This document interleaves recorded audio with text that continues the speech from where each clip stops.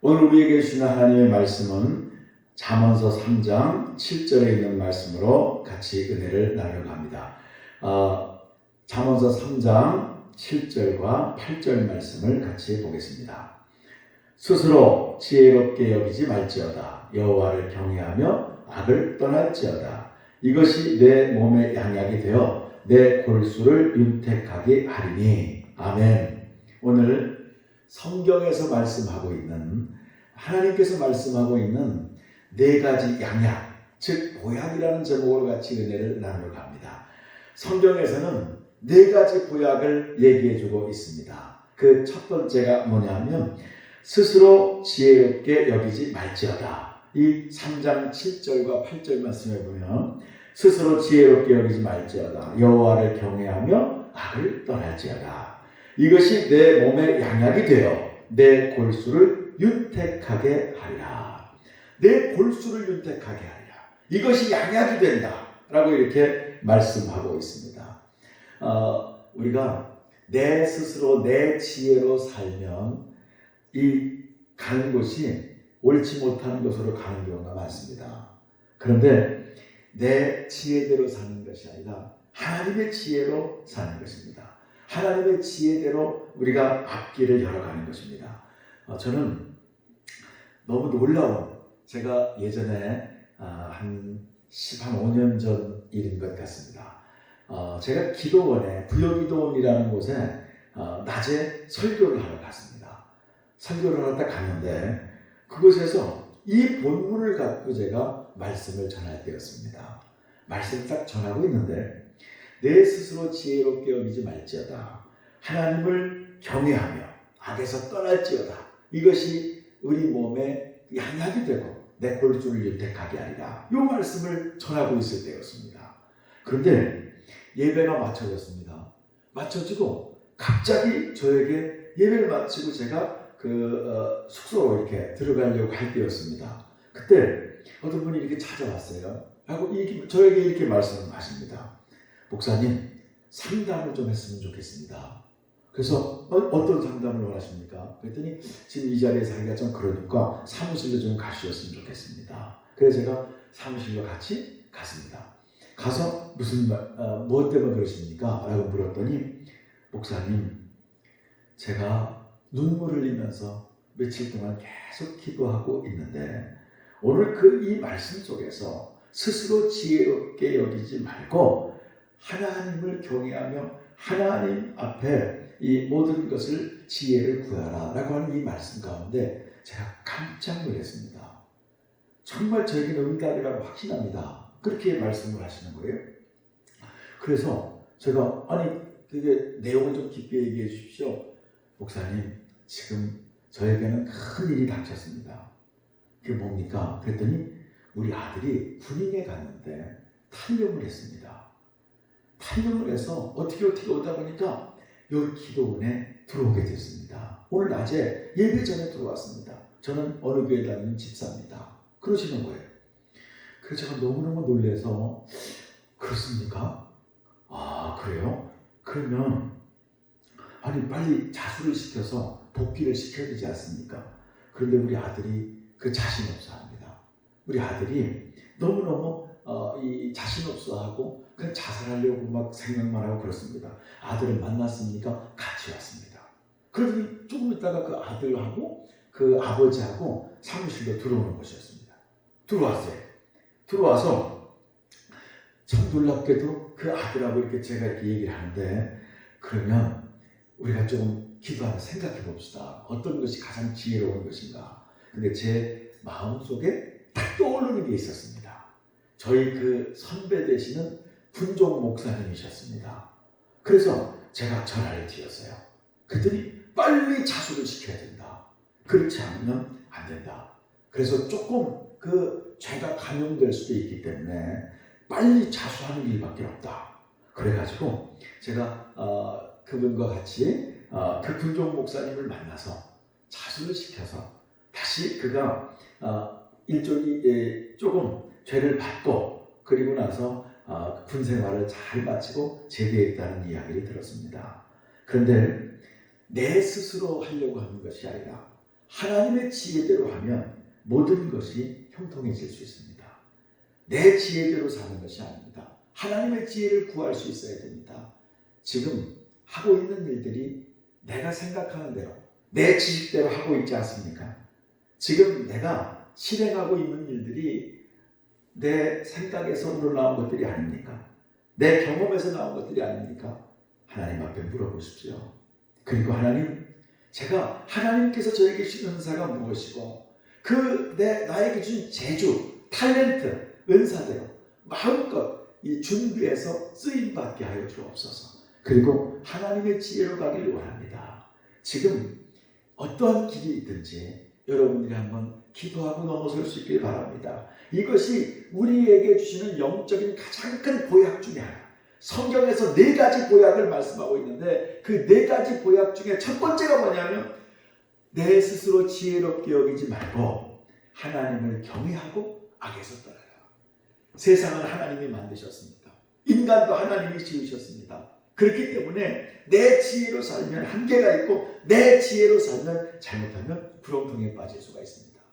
우리 사랑하는 성도님들, 또 인터넷을 통해서 이 방송으로 말씀을 듣는 사랑하는 믿음의 가족 모두가 다 하나님 안에서 이제 내 스스로 지혜롭게 여기지 말고 하나님 어떻게 할까요? 하나님 어떻게 하는 것이 좋나요? 하나님께서 가장 보시기에 아름다운 모습이 어떤 모습일까요? 우리가 내 스스로 지혜롭게 하지 말고 내 지혜로 하지 말고 하나님을 경외하면서 하나님의 지혜로 사는 것, 그것이 가장 지혜로운 삶이다 라고 성경은 말씀하고 있습니다. 첫 번째 보약이라고 말씀하고 있습니다. 그래서 이제는 기도해서 하나님의 지혜로 살 수 있는 우리 사랑하는 성도들 모두가 될 수 있길 바랍니다. 또 두 번째 지혜는 이 말씀입니다. 잠언서 13장 7절 말씀을 같이 합독합니다. 악한 사자는 재앙에 빠져도 충성된 사신은 양약이 되느니라. 성경에서 말씀하고 있는 두 번째 보약입니다. 두 번째 보약은 악한 사자는 재앙에 빠져도 충성된 사신은 양약이 되느니라 라고 말씀하고 있습니다. 충성된 사신. 예전에 이런 말씀을 제가 들은 적이 있습니다. IMF 때 한 기업에서, 크리스찬 기업이에요. 한 기업에서 4,500명의 직원이 있는데 그 중에 도저히 회사를 회생시키고 이끌어 나가려면 3,700명을 감원해야 된다고 하더라고요. 3,700명을 감원하고 700명만 남는 거 아닙니까? 이 700명만 남겨두려니까 마음이 찢어지는 아픔이 있더래요. 그런데 그때 선택 기준은 딱 한 가지밖에 없더래요. 이 믿음이 좋은 CEO가 그렇게 말씀하셨어요. 방법은 딱 하나밖에 없더라. 그게 뭐냐면 성실하고 충성된 사람만 남겨놓고 나머지는 다 해고를 할 수밖에 없더래요. 하나님도 마찬가지입니다. 충성된 사신은 보약이 됩니다. 나도 기쁩니다. 충성되게 일하면 우리는 항상 돌아오는 복을 받아야 됩니다. 나는 일도 안 하고 내 권리만 찾으려고 하고 그러면서 하면 회사는 망합니다. 서로 상처만 줍니다. 내 일을 2배로 더해놓고 그리고 권리를 찾는다면 그건 정당할 것입니다. 아주 훌륭한 그런 정당한 모습일 것입니다. 그러나 나는 일을 하지도 않고 권리만 많이 찾는다면 모두에게 아픔을 주고 그리고 또 그 회사는 무너질 수밖에 없는 것입니다. 충성된 사신. 우리가 하나님의 일꾼들로서 꼭 가져야 될 마음이 있습니다. 그게 뭐냐면 충성되게 일하는 겁니다. 저희 교회도 이렇게 공사를 해보면 하자가 날 때 너무 마음이 아픕니다. 왜? 그거 충성되게 안 해서 그렇습니다. 공사를 하면 하자가 납니다. 그런 사람은 다시 쓰면 안 됩니다. 그런 사람과는 가까이 하면 할 수도 없거니와 가까이 하지도 않습니다. 그러나 성실하고 충성된 사람에게는 가까이 하고 싶은 마음이 있고 또 소개시켜줄 마음도 있습니다. 우리가 주의 일을 할 때도 내가 맡은 사명은 충성되게 감당할 수 있고 내 사업장에서도 직장에서도 내가 맡은 것은 충성되게 할 수 있는 것, 그것이 보약이 된다고 합니다. 기쁘게 즐기면서 할 수 있는 것, 마지못해서 내가 오직 먹고 살기 위해서 하는 것이 아니라 정말 충성되게 일하는 것, 그것이 바로 보약이 된다는 거예요. 기쁘게 하는 것이 보약이 된다는 거예요. 한번 여러분들이 이제 바꿔보실 수 있길 바랍니다. 말씀대로, 성경대로 충성된 일꾼이 돼서 늘 보약을 먹고 사는 그런 인생이 될 수 있기를 축원합니다. 또 성경에서 말하고 있는 세 번째 보약은 이렇게 말씀하고 있습니다. 세 번째 보약은 잠언서 16장 24절인데 잠언서 16장 24절을 같이 합독해서 읽겠습니다. 선한 말은 꿀송이 같아서 마음에 달고 뼈에 양약이 되느니라. 선한 말은 꿀송이 같다고 합니다. 그래서 마음에 달고 뼈에 양약이 되느니라. 내 심령의 보약이 되느니라. 세 번째 심령의 보약은 선한 말을 얘기합니다. 말이라는 게 얼마나 중요한지 사람은 말대로 되고, 또 말이라는 것은 말 한마디 한마디에 마태복음에 보면 심판을 받는다라고 말씀하고 있습니다. 예수님의 말씀을 보면 참 놀랍습니다. 우리가 복음서에서 예수님이 말씀하시는 내용들을 보면 예수님은 거의 다가 기적의 말을 하십니다. 기적의 말. 죽은 나사로를 보고 뭐라고 말씀하시냐면 잔다, 그렇게 말씀하시더라고요. 잔다. 또 십자가 앞에서도 그 어려움, 생명을 다 내어놓아야 되는 그런 어려움 속에서 예수님이 하시는 말씀이 이 잔을 내게서 옮기시옵소서, 그렇게 말씀하십니다. 또 할 수 있거든이 무슨 말이냐, 믿는 자들에게는 능치 못할 일이 없느니라 라고 이렇게 말씀하십니다. 이 예수님께서 하시는 말씀은 온갖 기적의 말씀을 하십니다. 기적 같은 말씀만 하십니다. 또 이 성경의 아브라함을 보면 아브라함은 믿음의 말을 합니다. 말 자체가 다 믿음의 말입니다. 입만 열면 믿음의 말을 하고 있습니다. 모리아산 앞에서 이삭을 번제로 드리러 올라갈 때 이삭이 묻습니다. 이 종들에게 이렇게 얘기합니다. 뭐라고 얘기를 하냐면 너희는 여기 잠깐 머물러 있어라. 내가 이삭과 같이 올라갔다가 함께 내려오리라 라고 이렇게 말을 합니다. 함께. 거기서 함께 내려온다는 말은 하나님께서 이삭을 죽이지 않을 것이다 라고 말씀하고 있는 것입니다. 참 놀라운 말이 아닐 수가 없습니다. 이 함께 내려오리라, 함께 내려오리라 라는 표현을 쓰고 있습니다. 또 올라갔습니다. 모리아산에 올라가서 이제 번제로 드려야 될 때가 됐습니다. 이때 이삭이 아버지에게, 아브라함에게 물어봅니다. 뭐라고 물어보냐면 아버지, 번제할 어린 양은 어디 있나이까? 라고 이렇게 물어봤을 때 하나님께서 준비하실 것이다. 하나님께서 준비하실 것이다. 이 아브라함은 정말 말하는 것마다 믿음의 말을 합니다. 물론 처음에는 그렇지 않았지만 믿음의 사람이 되고 믿음이 생겼을 때 정말 하나님을 신뢰하는 믿음, 중심에 그리스도가 하나님의 주인이 된 그 중심의 믿음을 가진 상태에서는 다 그 믿음의 말만 합니다. 말만 하면 믿음의 말을 합니다. 또 베드로를 보면 베드로가요, 성령 충만을 받고 난 이후에 바뀌어진 것은 언어였습니다. 말이 바뀌었습니다. 말이 어떻게 바뀌었냐면 안진뱅이 앞에서 은과 금은 내게 없지만 내가 복음 전하러 다니니까 내가 돈을 갖고 있는 게 많지 않다. 은과 금은 내게 없지만 내게 있는 것으로 내게 주노니 나사렛 예수 그리스도 이름으로 일어나 걸어라! 라고 이 손을 잡아 이끌 때 그때 놀랍게 되어 발과 발목에 힘을 얻고 걷기도 하고 뛰기도 하는 역사가 나타났습니다. 그것은 이 말에 능력의 말을 했다고 하는 겁니다. 언어가 바뀌었습니다. 능력의 언어가 얼마나 중요한 건지 압니까? 내 말로 내가 굴레 씌워지며 네 말로 네가 배부르게 될 것이다. 잠언에는 그렇게 말씀하고 있습니다. 우리 사랑하는 성도님들이 말이 바뀌어야 됩니다. 사도 바울이 늘 부정적이었습니다. 처음에는 사울일 때는요, 예수님을 믿는 사람들을 잡아다 감옥에 가두고 그들을 두드러 패고 뒤에서 예수님을 잡으려고 그렇게 애를 썼고 그랬던 사람이 정말 부활하신 예수님을 만나고 바뀐 것은 언어였습니다. 그래서 이렇게 고백을 합니다. 내가 사방에 우겨싸움을 당해도 쌓이지 아니하며 답답한 일 당해도 낙심하지 아니하며 또 거꾸로 뜨림을 당해도 망하지 아니하리로다 라고 그렇게 그가 이야기합니다.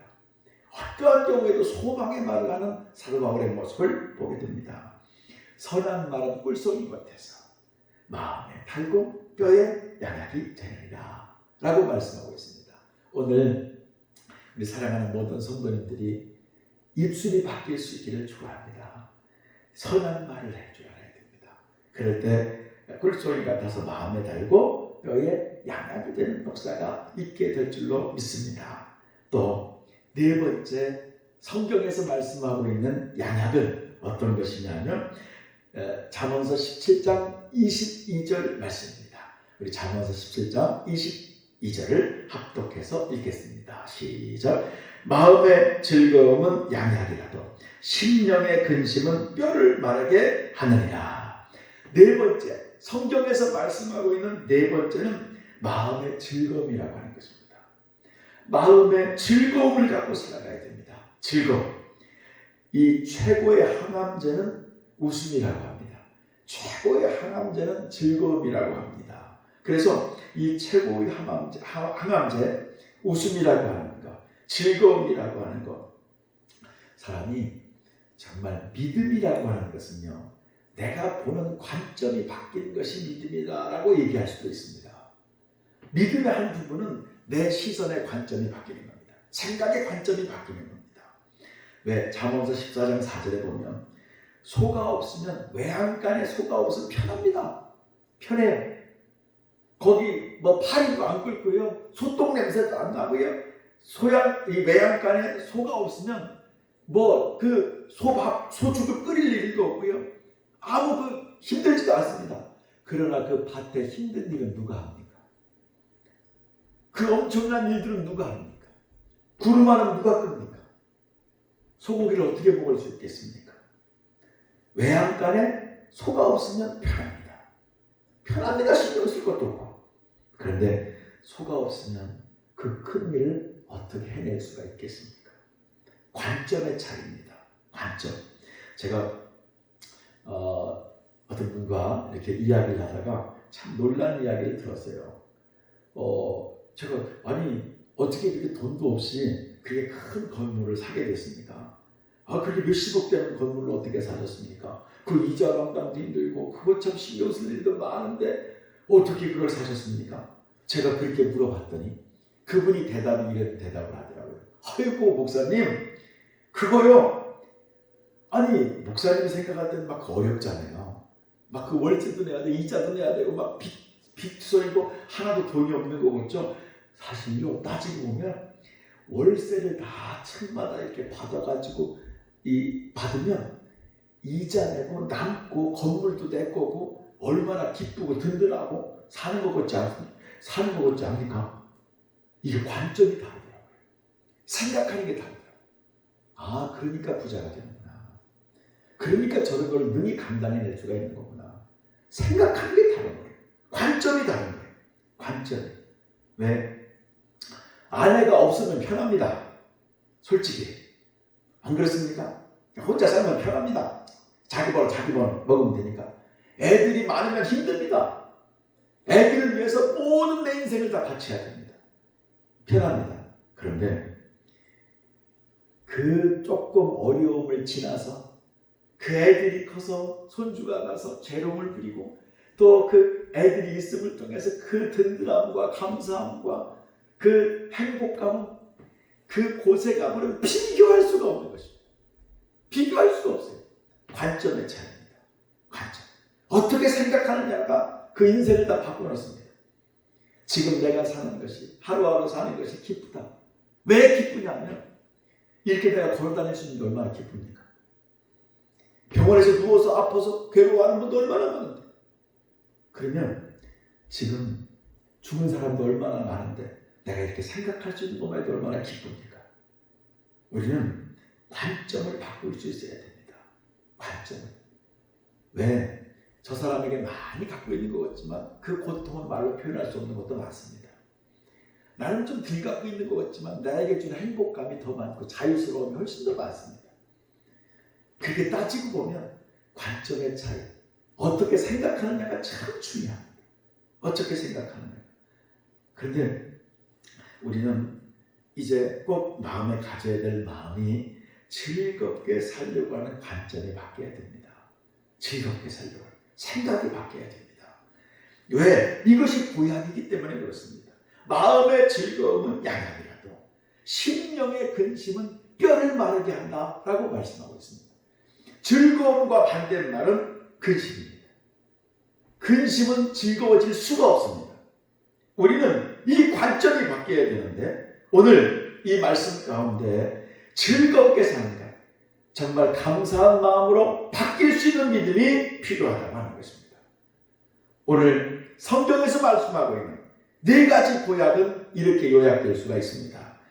보약, 네 가지 양약. 보약은 스스로 지혜롭게 여기지 않고 하나님을 경외하며 사는 것입니다. 악에서 떠나서 사는 겁니다. 이것이 첫 번째 보약이라고 성경은 말씀하고 있습니다. 두 번째 보약은 충성된 사신이라고 합니다. 충성된 사신이 보약을 먹고 사는 거라고 성경은 말씀하고 있습니다. 충성된 사신, 충성된 일꾼. 내가 어떤 일을 해도 최선을 다해서 기쁨으로 할 수 있어야 됩니다.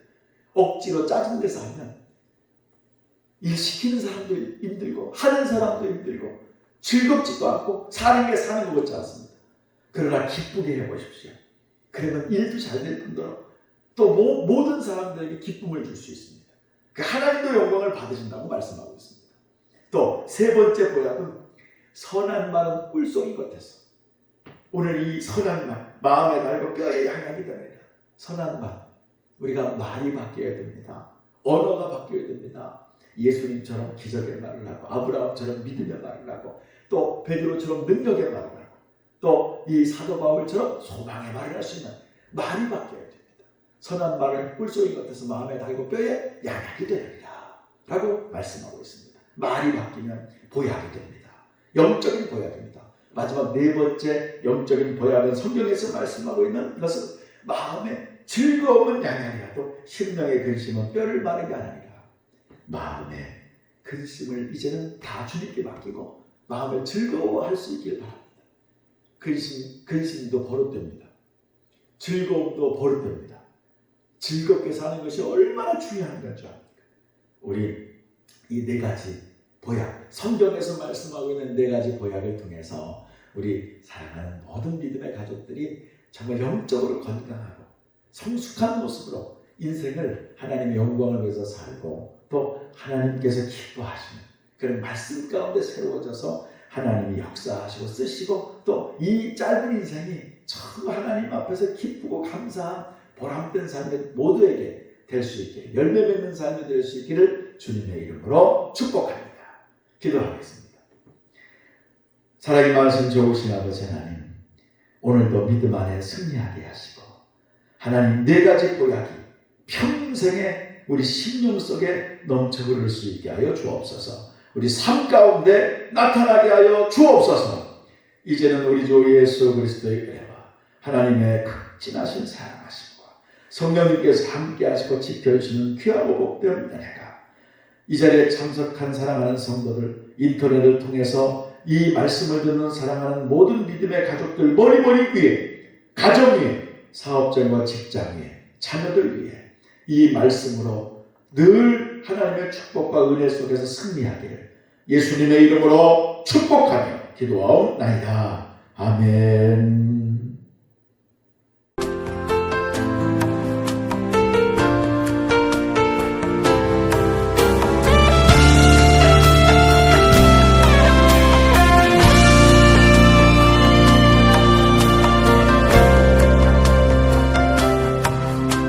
마음 상한 자를 고치시는 주님, 하늘의 아버지